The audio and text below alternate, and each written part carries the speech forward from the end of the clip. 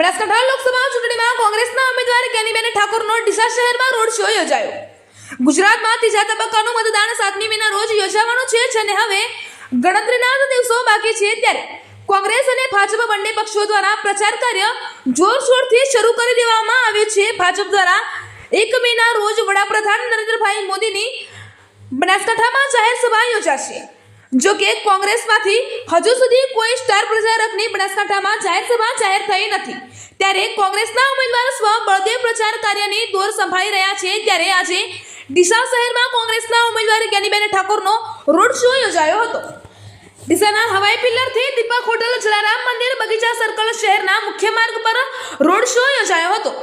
જ્ઞાનીબેન ઠાકોર ખુલ્લી જીપમાં કોંગ્રેસના આગેવાનો સાથે નીકળ્યા હતા।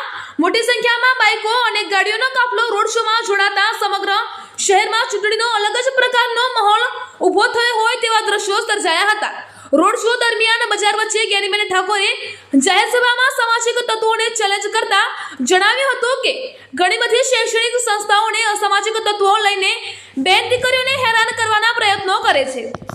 આવા તત્વો જ્ઞાનીબેન ઠાકોરની બજાર વચ્ચે ચેલેન્જ કરે છે। મહેરબાની કરજો, કુદરતના ઘેર દેર છે, અંધેર નથી, તમને પણ પહોંચી વળવા માટે કોઈક ને કોઈક સક્ષમ છે। એ વાતને હું ધ્યાનમાં રાખી હું ખાતરી આપું છું કે બહેન દીકરીઓની સુરક્ષાની વાતો આવે ત્યારે જ્ઞાનીબેન ઠાકોરે ભૂતકાળમાં પણ ક્યારેય પીછેહટ કરી નથી અને ભવિષ્યમાં પણ ક્યારેય પીછેહટ કરશે નહીં, તે વાતની ખાતરી આપું છું। ડીસા શહેરમાં રોડ શો દરમિયાન કોંગ્રેસના કાર્યકરો, હોદ્દેદારો મોટી સંખ્યામાં રોડ શો દરમિયાન ઉપસ્થિત રહ્યા હતા। એક બાજુ ભાજપની ખોજ છે, વડાપ્રધાન ખુદ પણ ડીસાથી પ્રચાર કરવાના છે, બનાસકાંઠાથી શરૂઆત કરી રહ્યા છે। એક બાજુ જ્ઞાનીબેન પોતાના બળ ઉપર હું પોતે બળ ઉપર નહીં પણ બનાસકાંઠાની જનતાના બળે હું ચૂંટણી લડું છું। મારા કોંગ્રેસના કાર્યકરો આવા ધૂમ ધકતા તાપમાં ડોર ટુ ડોર ફરીને કોંગ્રેસને જીતાડવા માટે હાકલ કરી રહ્યા છે, ત્યારે આ ચૂંટણી કોઈ એક વ્યક્તિ નહીં પણ સમગ્ર બનાસકાંઠાનો 18 આલમ 36 કોમ લડી રહી છે। છેલ્લા 2 મહિનાથી હું દરેક તાલુકાનો જનસંપર્ક કર્યો છે, દરેકે તન મન અને ધનથી। આ પહેલી ચૂંટણી એવી છે કે લોકો વોટ તો આપે પણ સાથે નોટે આપે, અને એટલા માટે કરીને અમારા મનોબળમાં જે વધારો થઈ રહ્યો છે। અને 7મી તારીખે જ્યારે મતદાન છે ત્યારે બનાસકાંઠાની જનતા મને આશીર્વાદ આપી જીતાડશે।